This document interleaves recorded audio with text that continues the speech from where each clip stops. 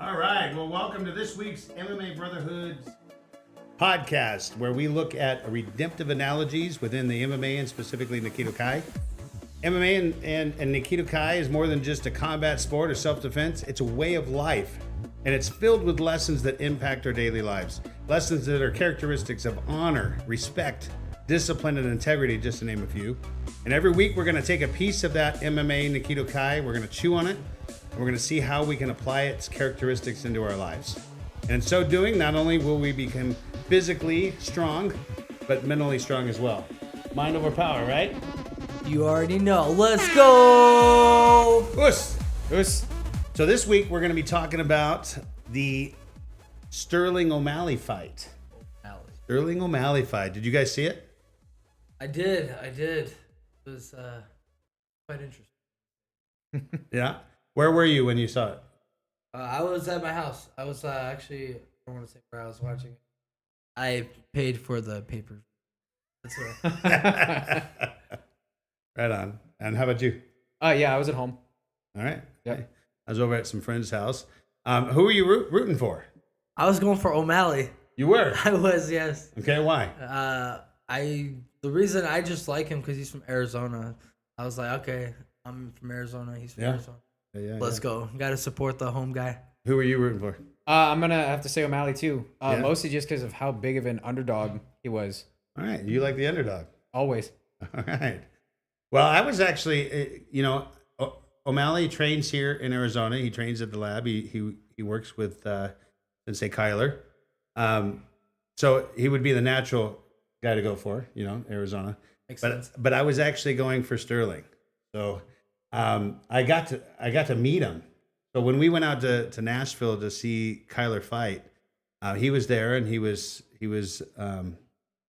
letting people come up and talk to him and shake his hand, take pictures. So I got to take a picture with him and meet him. That's really cool. What'd you guys talk about? It was too loud to actually have a full-on conversation to talk, but but just getting a chance to meet the champ, right? I mean, give this guy some props. Let's talk about some Sterling stats for a minute here. So Sterling, before that fight, he was ranked number 7 pound for pound greatest fighter. Number 7 pound for pound. Yeah, that's a pretty big deal. He won 9 in a row. That is a pretty big deal. That's actually the longest ever in UFC bantamweight history. 9 in a row? 9 in a row. He had 3 title defense, so that's tied for the most ever in that division. If he would have beat O'Malley, he would have been the longest. Definitely, and would have remained the champ as well. Yeah. Yep. So he had not lost in 6 years. I mean, that's a big deal. Mm-hmm. Think you've not lost a fight in 6 years. He became champ in 2021. So he was a champ. He was the champ for a long time. And I don't know if you know this about him, but he was actually the first champ ever to become a champ by way of disqualification. I didn't know that. So the champ he was fighting got disqualified for an illegal knee, I believe it was.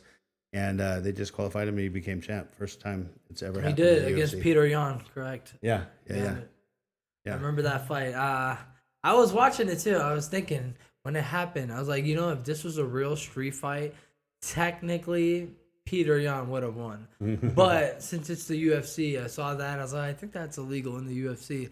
I was just waiting. I was like, are they going to call it? And they did call it. I was like, dang. Yeah. But it is what it is. So he's also nicknamed the human backpack. The human backpack? Yeah, because once he gets on your back, man, you ain't getting him off. Yeah. I see. Yeah, so, that makes sense. So O'Malley said this after the fight. He said that in his eyes, so he was really nervous. He said, I've never been this nervous before a fight. But he was really nervous, and he said, in my eyes, Sterling is the best bantamweight of all time. O'Malley, he's probably telling the truth for sure. Mm-hmm. I believe him. That's pretty high praise. Yeah. So let's give some O'Malley props as well, obviously out of Arizona, trains with Kyler. Shout out Sean O'Malley. Shout out all the fighters from Arizona. Shout out Kyler, the Matrix Phillips. What's up, everybody? Shout out the lab. Yeah. Shout out everybody. Two Knuckle Sports. Two Knuckle Sports. MMA Youth Outreach. What's up, everybody? That's right. We are sponsored by Two Knuckles MMA and fitness franchise. So it's pretty awesome. I think personally, I think O'Malley's good for the UFC period. Okay, why is that? Well, okay, so you've got your Conor McGregor's, Okay. type style, and we really don't have a lot of that anymore. So this guy, so pink Lamborghini, pink hair, tats, all that kind of stuff. He's got that swagger. He's got that. He's got the charisma. character. Yeah, total character. Total character. And I think it's good for the UFC. It's definitely good for the entertainment aspect, especially. Yeah, that's what I was gonna say. Yeah, if pay-per-views, you wanna sell those fights. A lot of people want to see just fights, but they forget that this is also a business. You have to market the fight sometimes, and marketing the fights could be a good thing, but sometimes it could also It can be a backfire bad thing. a little bit. Yeah, it could backfire. They Depending can get a on little too charismatic. Right? I think we saw that happen with McGregor. Yeah, just a little bit. Yeah, it's a little bit. So, I don't know. I do. I think he's a good for the UFC, and I actually think he's good for Kyler. So, he's opens up a lot of possibilities for Kyler to get that belt. So you guys saw the fight. What happened in the fight? what it looked like to me was, I guess, to simplify it, it's a little bit of overcommitment on Sterling's end. Okay, so Sterling got knocked out. He technical TKO. I think it was a little bit early, but still, nonetheless, he got his bell rung. Yeah. Big time. How did that happen? So I mean, Sterling went in for a jab and he went in too far, and O'Malley just stepped back, and it was super clean too. By the way, it was a counter with that clean. right hand, right fist, and just nailed him right in his chin. Yeah, so that's actually there is a specific terminology in boxing and in the MMA for that move that Sterling did, and that terminology is called he overcommitted. So when you hear the phrase he overcommitted in boxing or in MMA fighting, that literally means that he took his chin and it went over his knee or over his foot, and he basically just threw everything he could into that one punch. He's going for that knockout punch. He was going for it, yeah. And when you do that, you overcommit, and you leave yourself defenseless, and you leave yourself unbalanced. So Sports Illustrated put it like this. The finishing sequence saw Sterling overextend with his left hand, landing off balance, and O'Malley found his chin. It was a star-making moment for O'Malley, whose lateral movement throughout the first 5 minutes clearly made Sterling impatient. Mm-hmm. So Sports Illustrated calls it overextending. The rest of the fighting world calls it overcommitting. Yep. Right. So those are kind of our talking points today. What does it mean for a fighter to overcommit? They go too hard. Okay. At least to me, that's the easy way to put it. At least, I guess, in a nutshell. In a nutshell, yeah. They put all their energy into just the one move, and they don't really think about the repercussions or whatever. They wholeheartedly expect for this to work, and they don't anticipate the consequences. Very good. Yeah, that's well put. Exactly it, man. You go for that one move, and guess what?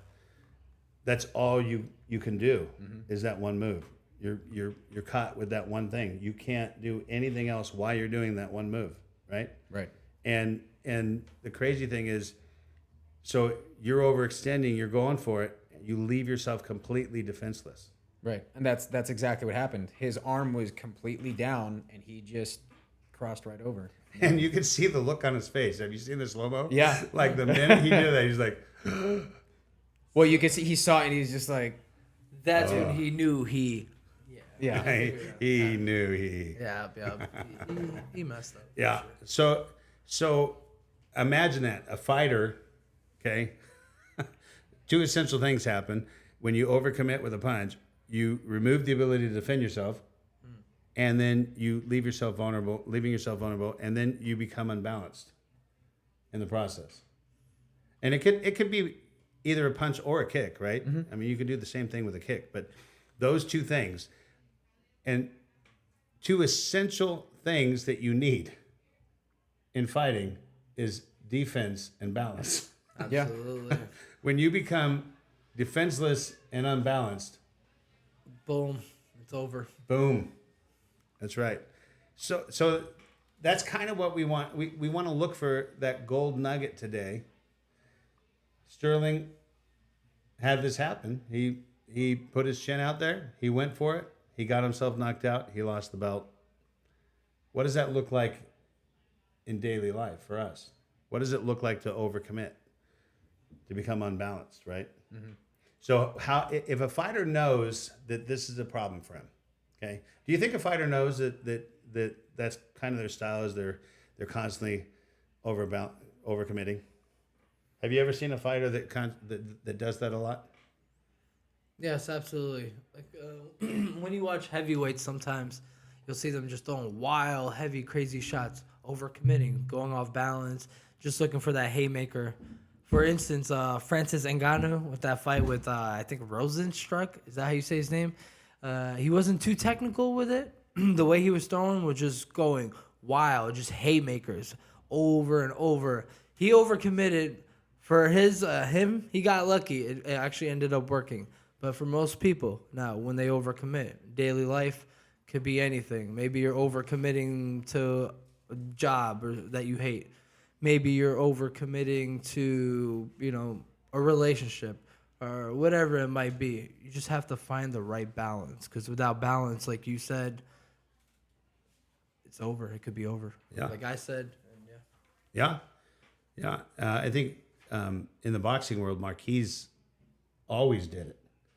And, man, he got dropped. He got nailed for it, So how does a fighter... What are some ways that the fighter that knows that this is a problem for him, how can he work through that? How can he get rid of that problem of overcommitting and becoming off balance? I mean, to me, the first thing is recognizing that you have a problem first. Because if you aren't aware that you have a flaw, then you can never correct it. And I would expect the military man to say that, right? I love it. Yeah. What don't they have that in the military? Like, that's a big deal. Accepting responsibility and acknowledging that. Yeah. That's the first step, right? Yeah. Well, I mean, a lot of it, at least from the military, you hold each other accountable and stuff like that too. So, I mean, if somebody messes up or whatever, you try to hold them accountable. You got to make sure. In the military, I guess it's a little bit more extreme, because you got to make sure you hold your brother and your sister accountable, because if they mess up, then there's lives on the line. Yeah. So, I mean, your CEO or your NCO or whatever, they're still only one person. And, if you got a platoon of 40, 50, 60 guys or whatever, you have to remain accountable of each other. So, okay. But that's going a little bit away from what we're talking about. So, but I think it fits, though. I mean, accepting responsibility is your first key. Mm-hmm. If you've got a problem with something, if you got a problem overcommitting, if you got a problem with throwing caution to the wind and just letting it ride, right? Mm-hmm. You got to acknowledge that that's a problem. Yeah. And then so what might be another thing that a fighter would do to train to get rid of that? To get rid of overcommitment, probably repetition, drills, just going through the same motion over and over, sticking to a strategy, learning to never overcommit in that strategy. Yeah, repetition. I love that. Drills over and over and over, muscle memory, right? Absolutely. Mm-hmm. So the way that I put it is, sow today what you want to see tomorrow. Correct. So just last weekend, as a matter of fact, I came in and Hanchi was working me, and he had me working on the bag, and as I'm doing my drills, my 1-2s and my hooks, he says, "Stand up, stop leaning." I had no idea how bad I lean. Like, holy cow, the difference of when I actually stood up and the way that I hit the bag when I stood up was completely different than the way that I hit the bag as I was leaning over. And then every time I threw my hook, I would step into it and I would lean and I would hit. And he goes, "Stop leaning." He'd say it over and over and over. And it took me a good while before I finally was able to throw that hook without leaning. It's hard to break those bad habits because if you've been doing something wrong for so long and then once it gets pointed out, you have to almost break it back down and start back over because you have to figure out what's wrong. It's really hard to break those bad habits. It's really hard. It's muscle memory. Muscle memory. You got to retrain your muscle to be able to do that. So I can imagine if a fighter's constantly stepping over his foot to throw that large punch, man, and he did it over and over and over. Mm-hmm. Not just that, but even for example, in boxing, Ryan Garcia, his fight against Gervonta Davis, what did he keep doing? He kept overcommitting with just the left hook.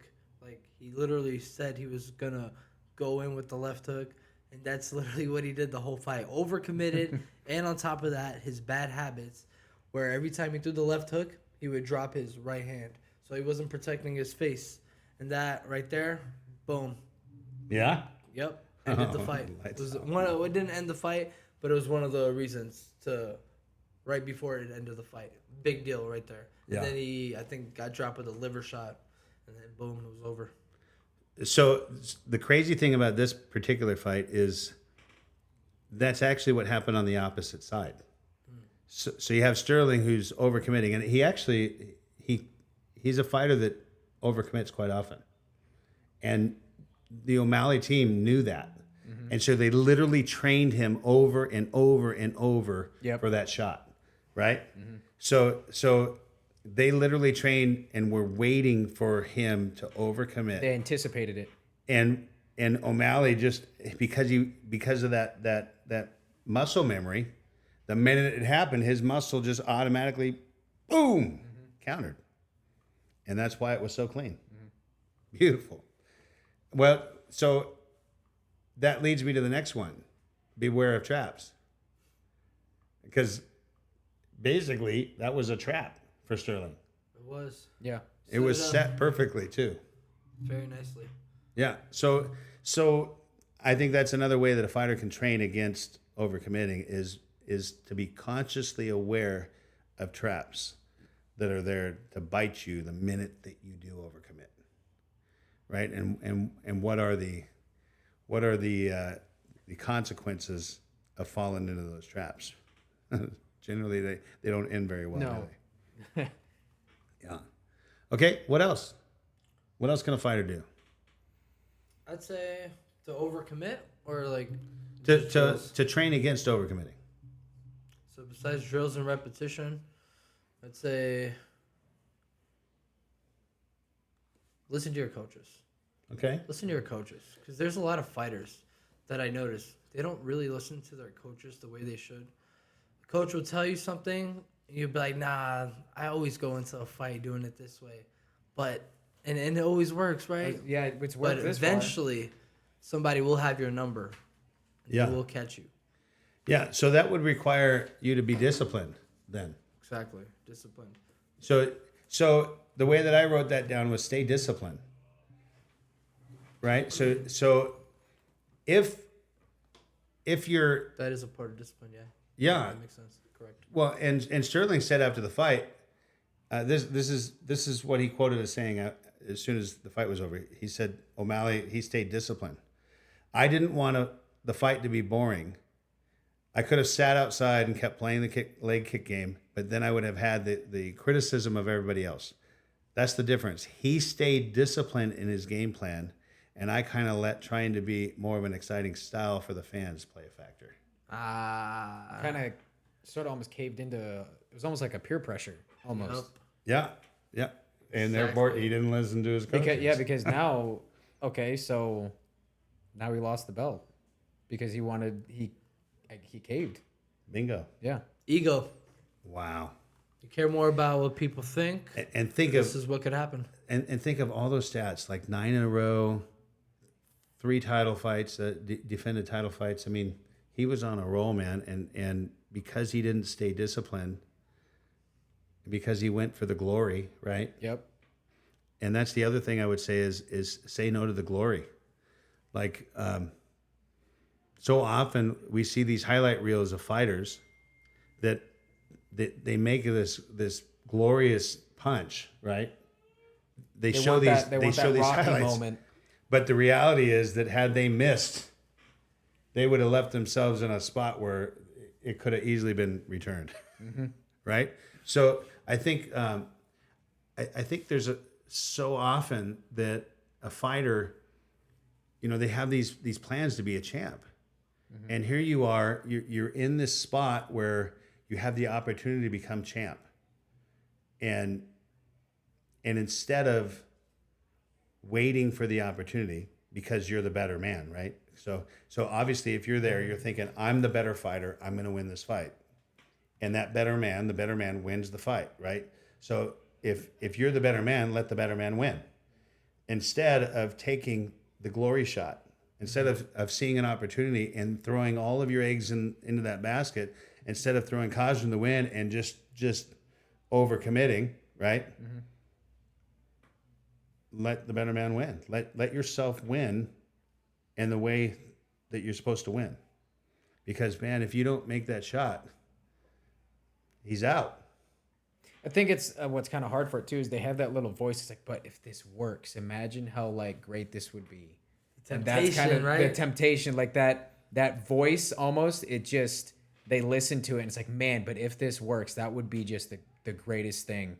That'd be so cool. Everybody's gonna love it, and I'm gonna be the greatest. Yeah, he's like, watch this highlight reel. Oh, wrong highlight reel. It Right? happens though. It's the fight game. You were on the highlight reel, all right. Yeah. So let's just go over those again. Accept responsibility. Sow today what you want to see tomorrow. Right? So practice over and over and over and over. Get that muscle memory down. If I can practice correctly. Practice correctly. Practice correctly. Yeah. Absolutely. And what did you actually call that? You had a term for that when you're out there. Practice correctly. Drills. Oh, drills. Okay. Just running drills. Just keep doing the drills. Sometimes the drills are the biggest pain, right? When you're out there actually training, you're like, how many times are we gonna do this Kobayashi? Yeah, you're like, oh, right? This is so boring. Holy cow. But you're like, oh, it's actually. Did he works. forget about us? Remember? Did he forget about us as we doing our Kobayashi? Yo, but you just got to keep doing it. Stay disciplined. But drills, man. Yeah. So today, what you want to see tomorrow, you got to be aware of the traps. Fighters love to set traps for you and cause you to overextend, cause you to take the bait. Stay disciplined. That's so hugely important. And say no to the glory, man. So often, our passion of wanting something, right, bites us right in the butt. I'm thinking of Anakin Skywalker. Yeah, his passion bit him right in the ass, didn't it? So this is the fighter world. Yes. So we've been having the conversation in the fighter world, the taking a look at the Sterling O'Malley fight. Now, how do we take this truth of overcommitment, unbalance, and how do we apply these truths into our life? So where would it fit, right? So what does it look like to become overcommitted in our life, to throw caution to the wind and give it everything? And this one's actually really challenging, isn't it?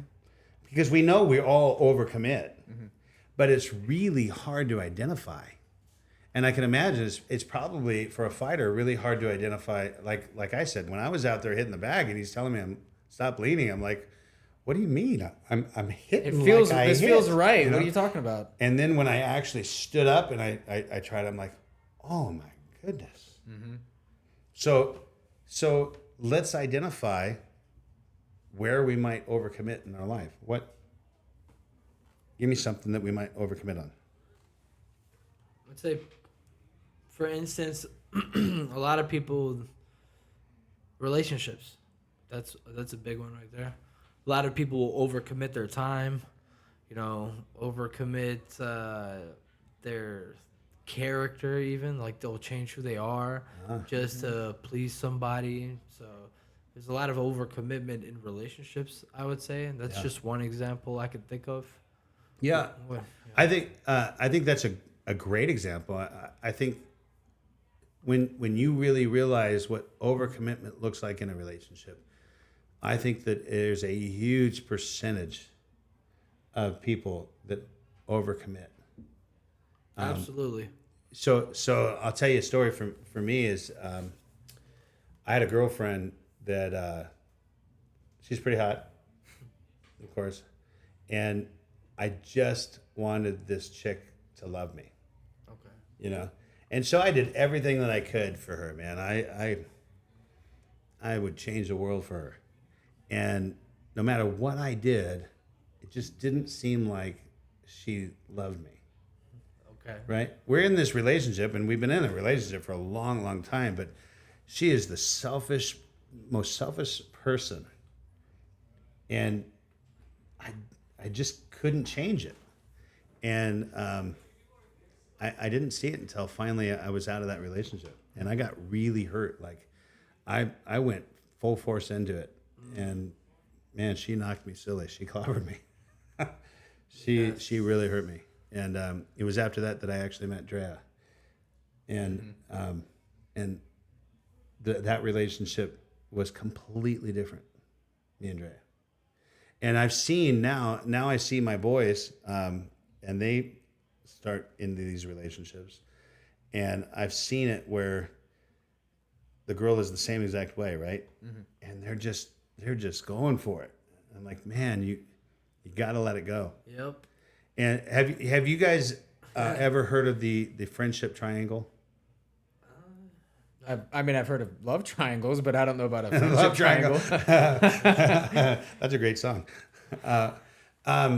No, the friendship triangle. So the friendship triangle is where you are on one side of the bottom of the triangle, the other person is on the other side of the bottom of the triangle, and your goal is to get to the top of the triangle, right? So, but what happens is it actually happens naturally. So as you're dating and talking and sharing and building friendship, you cross over a line of vulnerability.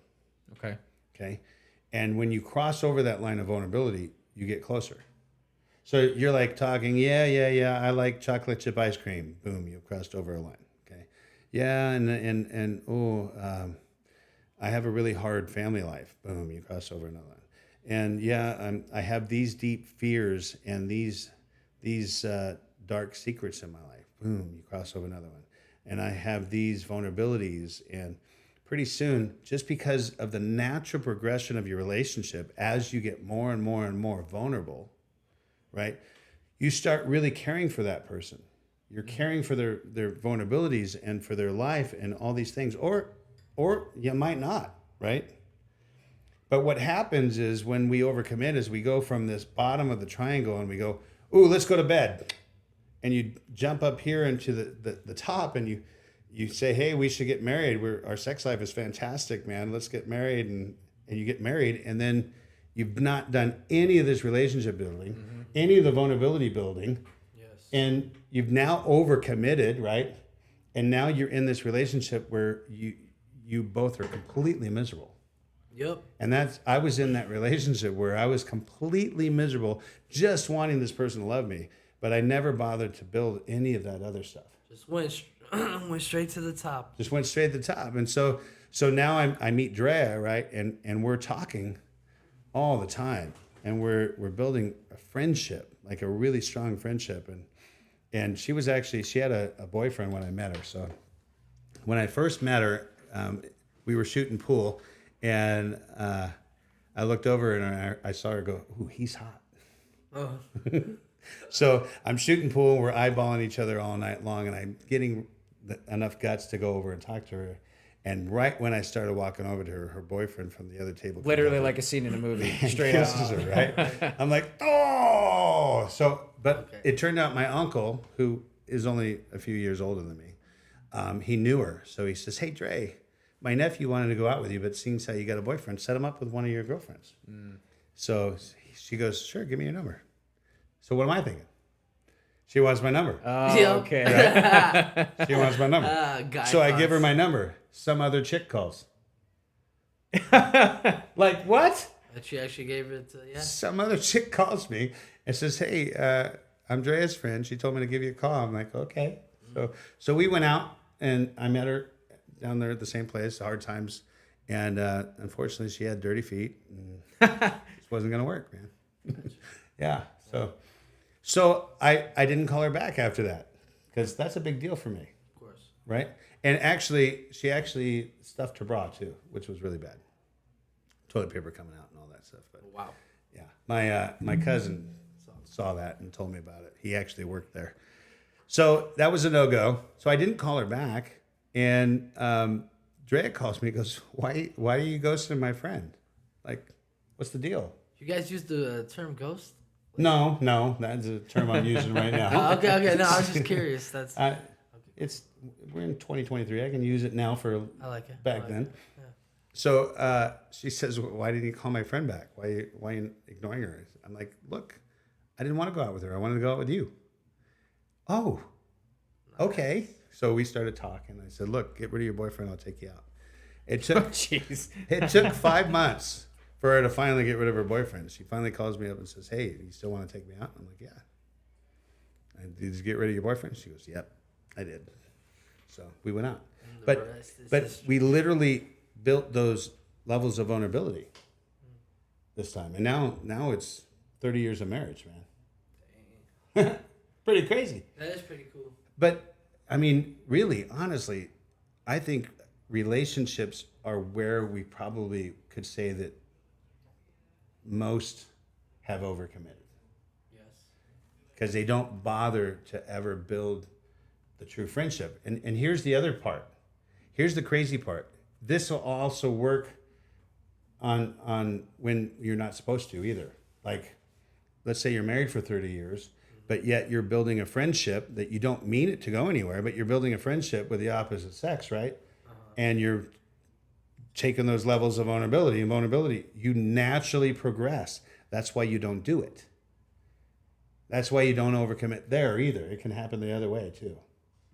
And that's why you see affairs happen, is because you're building this relationship with somebody you're not supposed to. Mm-hmm. Right? So yes. So a relationship. Another one is time management. Yeah.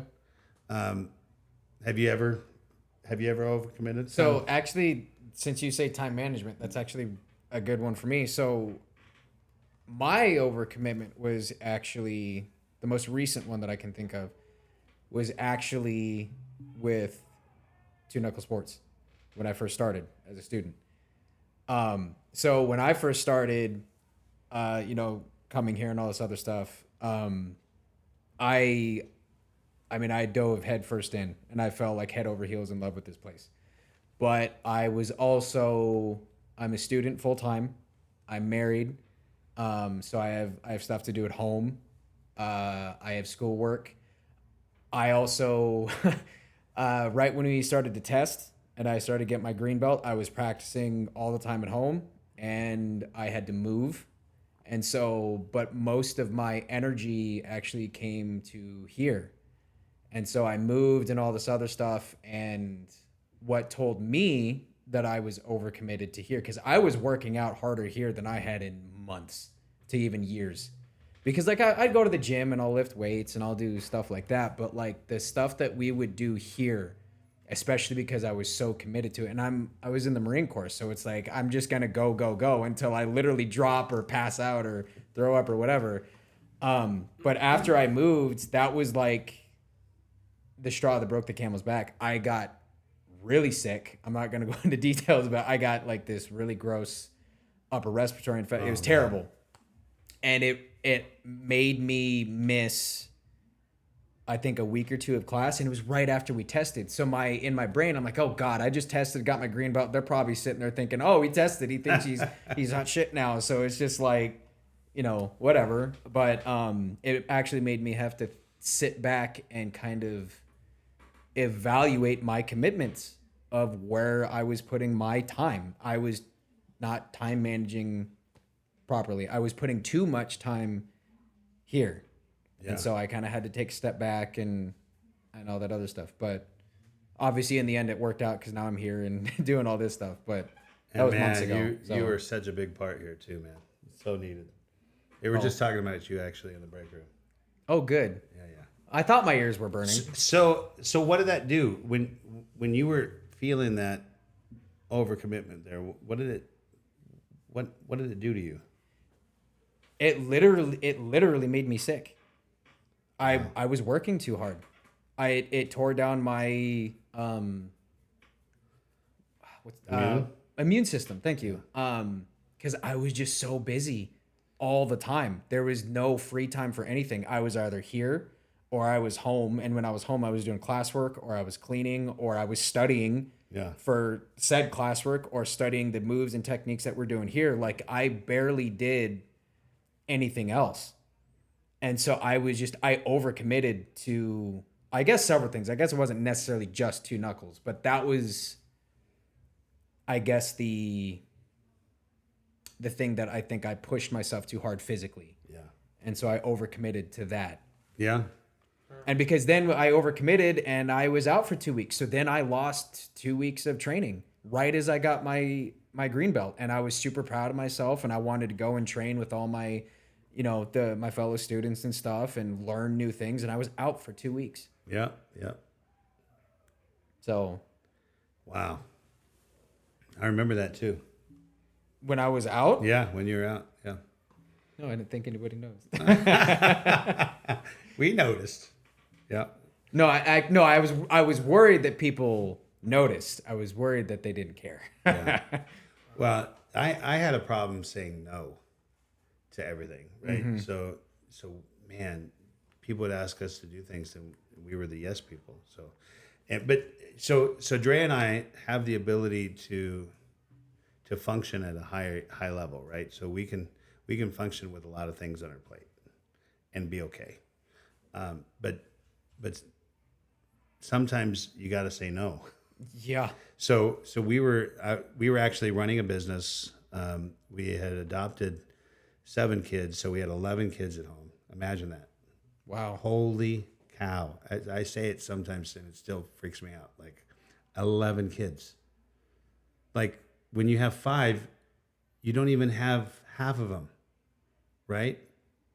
It's crazy. 11. That's a lot 11 of kids. And then we were running a business, 11 kids at home, running a full-time ministry, leading worship at church, doing counseling, speaking at engagements. We couldn't say no. And finally, one of my mentors, I was talking with my mentor and he could see that I was stressed. But I didn't know how stressed I really was. Mm-hmm. But he could see I was stressed and he finally said, "Look, Brian, you've got to learn how to do things in season. Like there's seasons in your life. You don't have to do them all at one time, right? Seasons. Like what season is it for you? And right now, your season is your kids. Like that's a big chunk of what you need to focus on, mm-hmm. right? Like let that happen. Let go of some of these other things. So that was a huge lesson for me, is to be able to say no and to just work in my seasons. You know what another good phrase for that would be? What's that? Balance. Balance. Have some balance in your life. Right? Yep. Definitely. Yeah, that's good. Awesome. Yep. How about money management? Money management. Overcommitting. Yeah. I'd say that's a tough one. Money management. Overcommitting to money, I'd say, is like overspending when you don't need to. Okay. Yeah. Priorities. Think of it this way: throwing caution to the wind and giving it everything. What would it look like for money?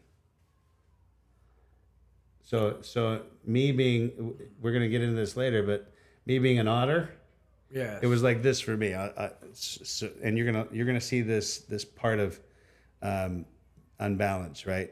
So is it go to Disneyland and have a great time with all your friends because they're all going, or pay your electric bill? Which one are you gonna do? And I'm going to Disneyland. Yo, Like, sacrifices. that's a no-brainer, right? So I would go to Disneyland, and then guess what would happen? My lights would turn off. Right? Well, and here your AC's out. That's not good. Unfortunately. Oh yeah, Oh, man, God. I can't even imagine. Lights I'm fine with. AC, no. I mean, this is when I'm young and stupid, right? And so we're like, Dad, can you please help us with the electric bill? So that's what it looks like to overcommit with money management. Yes. Money management. I would say for me, overcommitting. I can remember one time I overcommitted was when I was in my early 20s. So when I was like about 21, I was just working out all the time. I was doing a lot of weightlifting. I was always at the gym, just whatever, bench pressing, dumbbell presses, shoulder presses, squats, leg presses. It doesn't matter what it was. I was just doing it. I was trying to be the strongest possible version of myself that I could be. I felt like it made me feel safer after I went to the gym and did that stuff. Mm-hmm. I was like, oh, man. I was like, I feel strong. I was like, I wish somebody would try something. But, I was stupid. When in 21. reality, after leg day, you're like, God, I hope nobody tries it. Exactly. I can't do anything. It's like after that pump, you're feeling it. Whoo, but afterwards, I hope nothing happens. Yeah. But yeah, so I overcommitted though. I was always working out. I didn't really give myself a break. I was getting stronger. I was lifting heavier than I ever did. And then eventually, because I did it so much, I ended up tearing part of my abdomen. I guess the doctors, they called it a sports hernia. They said it didn't tear through all 3 layers of the muscle. I guess it only tore through the first one. So luckily, it wasn't a full-on hernia. But whatever. My point is, my overcommitment used to be too much working out. I didn't know how to break. So now I try to work out in increments. What I do, I'll work out maybe like 3 to 4 times a week. I do about 45 minutes to an hour.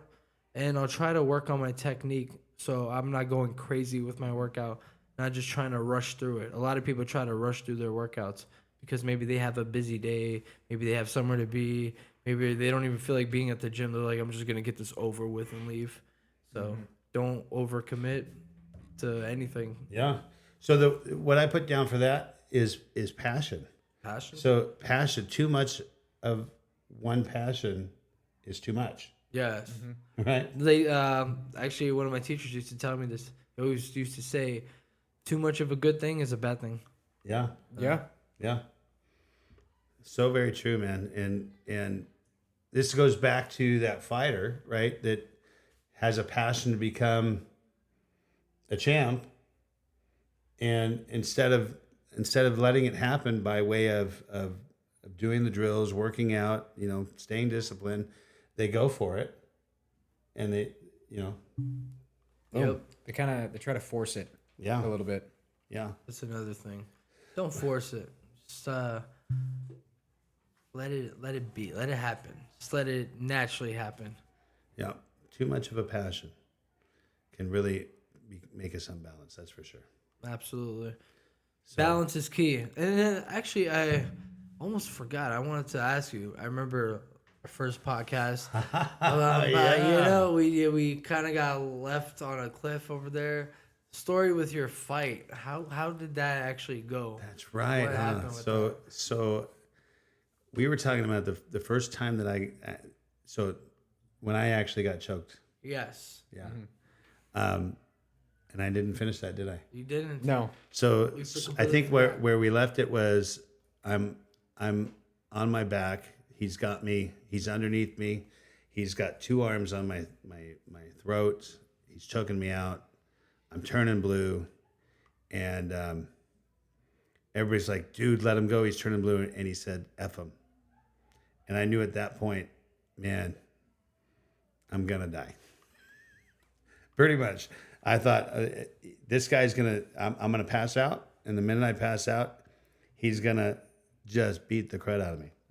You don't know to the what point he's where, do. I mean, one bad punch being passed out can really kill you, right? So I put everything I could into turning and rolling over. And when I rolled over, his head positioned above my shoulder, and I took everything I could and I hit him, and I kept hitting him, boom, boom, and every time I hit him, he loosened on the throat, and finally I got my arm around this way, and I just kept pounding and pounding him, and I finally hit him hard, and he came up, and when he did, his blood splattered in my eyes. Oh dang! And I couldn't see for a minute because it blinded me. Okay. And then we both stood back up, and now his face is pulverized, like completely done. And I'm looking at him, and I'm ready to go again. And he looks at me, and I go, "Dude, man, like you're done." And he goes, "Yeah." and he walked away. Oh my God, that's funny. And you said this was all because you were defending your friend? Yeah. My friend and I, stupid. We smoked in high school, and he was stealing my friend's smokes. Okay, that's right. I remember now. But he couldn't defend himself, so I said something, and let's go fight behind the library. So, it's like a high school movie, right? Mm-hmm. Yeah, pretty much. So we did. I went and fought behind the library, and that was that. Yeah. The next day he came in. He had these two really big, just saggy black eyes. I'm like, man, I've never hit somebody in the face that hard. He goes, I've never been hit in the face that hard. Did you guys become friends afterwards, or what? We became cordial to each other. Mutual respect. Mutual respect, yeah. Like, hey, we went through a fight. We did it. Yeah. Okay.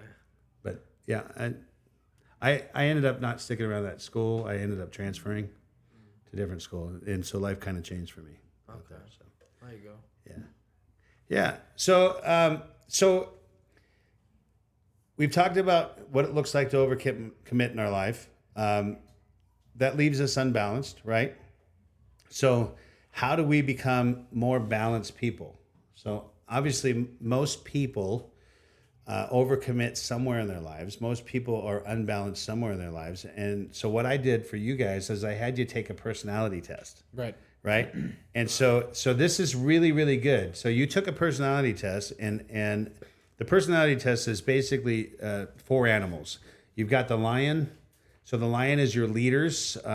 Those are your presidents, your CEOs, those kind of guys, right? Yes. You got your otter. The otter is the very playful guy, the guy that the networking guy, the salesman, the entrepreneur. They're successful at bringing people together. You've got your golden retriever. Your golden retrievers, you're very sensitive. They're very loyal. They go deep in relationships. They generally have a limited amount of friends, but they still deepen those relationships. And then the beaver is the perfectionist. They're very organized, structured, and they do things the right way, right? So imagine take a leader. Somebody that's very task-driven, orientated, right? And if somebody's too much of a leader, how can he become unbalanced? He's somebody that would walk over people to get their task done, right? And man, we've seen CEOs work like that, right? Yes, definitely. And so how about an otter? You're an otter. You senpai, you turned out to be an otter. Which I knew, right? Okay. So what might be an extreme otter look like? Extreme otter. Yeah, playful. I'm trying to remember what it actually said on my test. So this is an otter. Okay, so optimistic, energetic, motivators, future orientated. So you're the life of the party. Shouldn't just put Senpai Ninos on there? Right. So you walk in, man, you are the life of the party. You're like, hey, what's up, man? It's so great to see you. So awesome. The otter. That's totally you, right? What's up? But shout out PB&J Otter. But those strengths out of balance.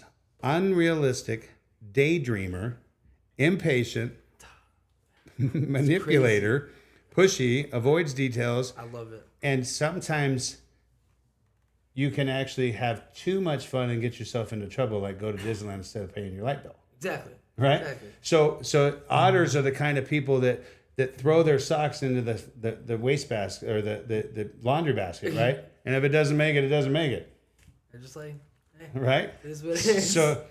So a golden retriever, warm, relational, man, loyal, enjoys routine, peacemaker. Hilarious. That's you. Like, to a nutshell, we could put your name on there too. Yep. So, out of balance, attract the hurting, missed opportunities, stays in a rut, sacrifices his own feelings for harmony, easily hurt, and can hold a grudge. So each one of these guys, the point of taking the test is to see where your strength is. Okay. What's great about it is when you know who you are, you know why you do certain things. Yes. And then you can also know where you're out of balance in those things. The goal is to take a look at this and say, okay, I'm an extreme otter. Like you were an extreme otter. Okay. I was on the extreme side. Well, all the other ones were a little bit lower. Oh, You were strong on the leadership side, which obviously makes sense, right? Okay, there we go. But the goal is to say, okay, where am I not good, and maybe begin to balance that out. So if you're a low beaver, maybe you need to start bringing some structure in your life, right? Maybe you need to start getting a little bit more organized. Yeah. Can Okay. you hand me my paper right over there? I can. Senpai? Thank you, sir. He's like, I was not. I gotta find out where my imbalances are at so I can work on those a little bit. Well, because that's Yeah. what I to kind of bring otter. it back to full circle, sort of, is what I said earlier in the beginning. Is it helps you identify your weaknesses so you can work on them. Exactly. That's exactly the point of taking a personality test is we already know that there is unbalance in our lives. So how do we become more of a balanced person? We become more of a balanced person by understanding where our weaknesses are and building into those, right? And what's great about this, if you have a relationship like a spouse, like you do, take them together. Yeah. And then your spouse can see it and go, you're a golden retriever. That makes sense why you do this then. Yep. And they begin to see it's not just something that she doesn't like. It's just part of your relationship, right? And now you can begin to build into a more balanced person together, you know. So it's a great tool. Have fun with it. Take it home and have people do it, you know. So Started with a UFC championship, and now we're talking about otters and golden retrievers. right, exactly. That's how it works. The golden nugget right there. Instead of a golden nugget, it's a golden retriever. Well, there we have it. All right.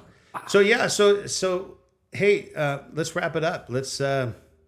We talked about the Sterling O'Malley fight. We talked about overcommitting, becoming unbalanced, what it looks like as a fighter to do those things, how to train against those things. Again, some of the things that we said. First, you got to accept responsibility. So you've got to accept the fact that you're having a problem with overcommitting. Okay.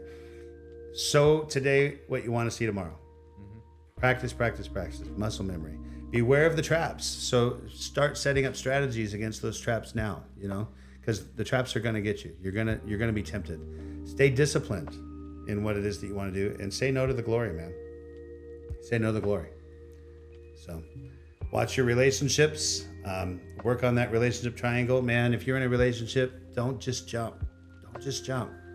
Work on that relationship. In the words of Kendrick Lamar, sit down, be humble. Hey, that's right. All right, and that's a wrap up for our second podcast.